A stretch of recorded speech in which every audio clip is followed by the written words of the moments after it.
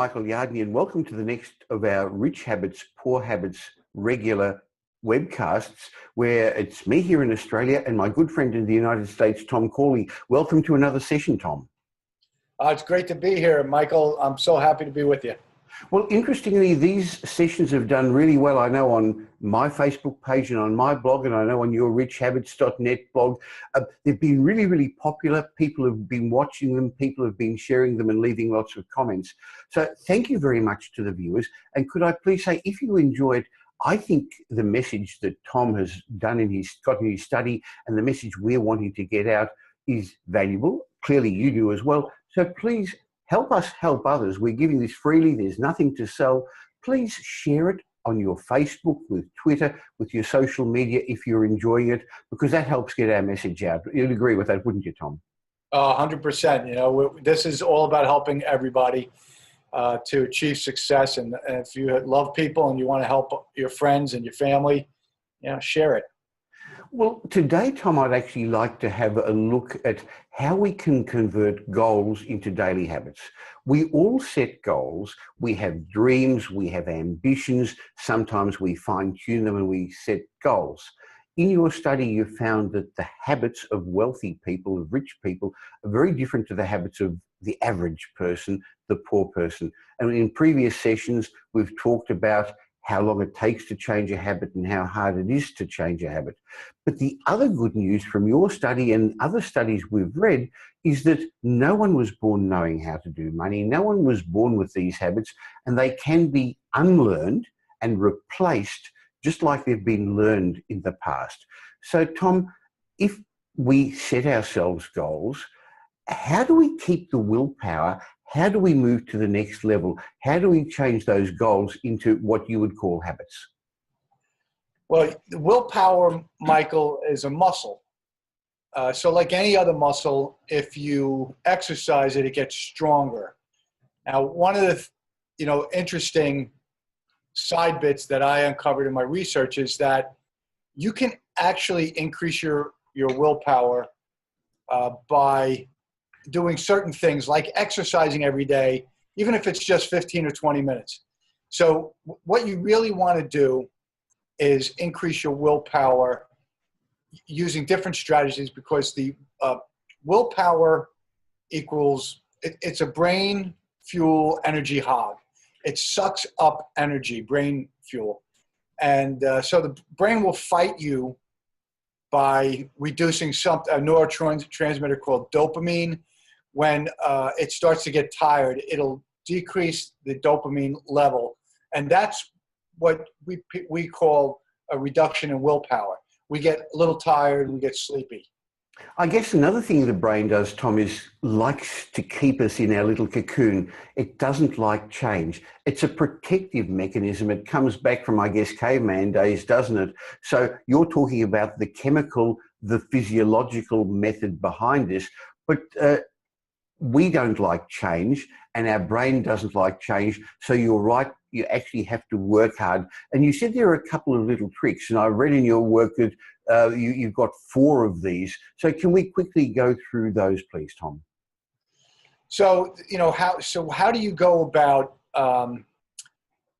creating habits to help you achieve your goals, right? Because that's really the thing. You want to create daily habits around your goals. And remember, when we had our last webcast, Michael, a web video, we talked about how important it was to create your dreams or define your dreams and then build goals around those dreams. Well, the next step is to build daily habits around your goals. The reason that's important is it puts you on autopilot for success. So you don't have to think about what you need to do or what you shouldn't be doing. You actually put it on autopilot by having certain habits. So the first thing you want to do... May I quickly interrupt, Tom? I guess it's important to point out that most of our life, maybe 40% of our waking life actually, is run on autopilot, isn't it, Tom? Yeah, that's right. A Duke University study, 2006, one of the longest studies on habits, or most extensive studies on habits, they found that 40% of our behaviors, our thinking, and our emotions are habits. They're automated processes. Okay, so I interrupted, Tom. So now let's get to it. I've got a dream. I've converted it into a goal. I've written it down. I've set some timelines. How do I get to there? How do I make it a habit, Tom? So what you want to do is, so now you list each dream, and then you want to create goals around each dream. So you could have one dream, Michael, and have 10 goals that make up that dream. So I want you to visualize a ladder. I call it the ladder of success. So one rung on the ladder is realizing one dream. As you realize each one of your dreams, you climb higher and higher up the ladder. And as you get to the top of the ladder, well, you're living the dream of your life. But what gets you there is creating goals around each dream. And then what you want to do, the next step, is you want to create daily habits around each goal. So you could have one goal, and you could have, say, 5 daily habits that help you achieve that one goal. For example, I want to become a successful author. What do I have to do? That's a goal. So I have to write every day. I may have to, try and get feedback on my writing every day. I might have to learn and read and educate myself on the best way to write by reading other people and reading books on writing. So there's a couple of goals, daily habits that you want to engage in.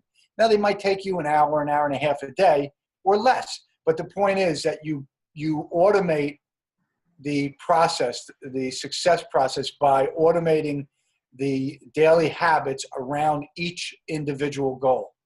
So if I get it right, we start with the big picture, and then we drill down by focusing on the detail, and then we drill down further by developing a habit around each of those details, Tom.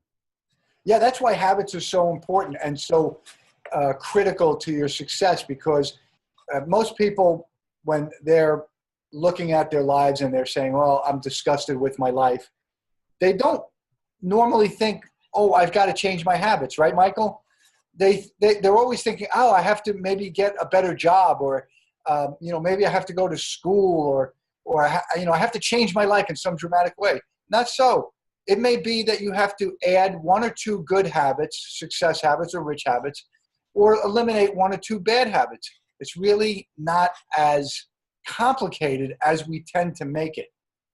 You can make it more complicated than it needs to be. But I bet along the way I have set goals, set dreams, and then stumbling blocks have come along the way. And I know that some people see that as failure, and it stops them, and they don't get up and they don't try again. But I know one of the success habits, one of the rich habits of successful people, is that they don't see failure as a stumbling block. They recognize, Tom, that it's really just part of the process.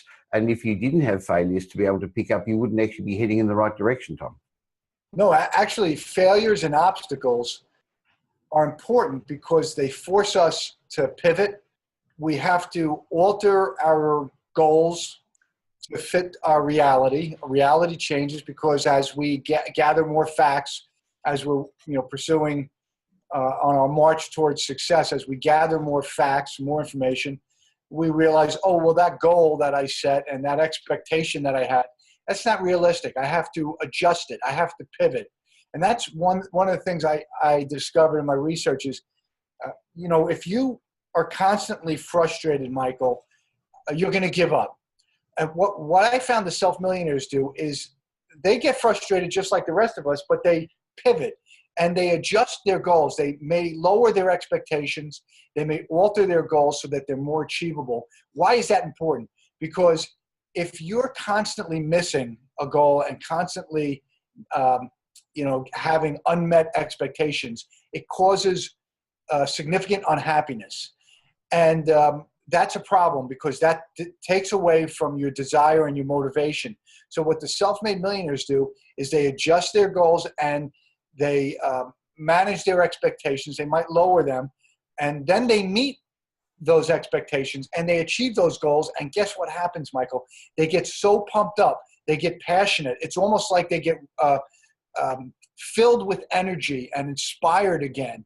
So sometimes we set these goals and we stick to them and we run into an obstacle and then we quit because we're so frustrated. That's not what self-made millionaires do. Tom, It's a delicate balance. You've got to actually achieve goals, set goals that stretch you, because if it's too easily achievable, it doesn't stretch you. In fact, I've found most people don't achieve what they want in life, not because they aim too high and don't get it. It's because they aim too low and get it. So what we've got to do is have unreachable goals. And I know in my mentorship program, I teach people that one of the ways you do that is by having other people around you. It's actually very difficult sometimes to achieve goals on your own. And I couldn't achieve many of the goals I've set, the company I've built, all the things I do on my own. But I can achieve much higher goals by having other people around me, team members, mentors, mastermind people, and that will help me achieve my goal, because together, well, on my own, probably I can run faster, but together we can run a lot further. And I think that's part of why we're doing this together too, isn't it, Tom? Yeah, well, you know, you've probably heard me say this 100 times, but 1 and 1 equals 3. It's when you are able to find someone else who shares your goals and your dreams.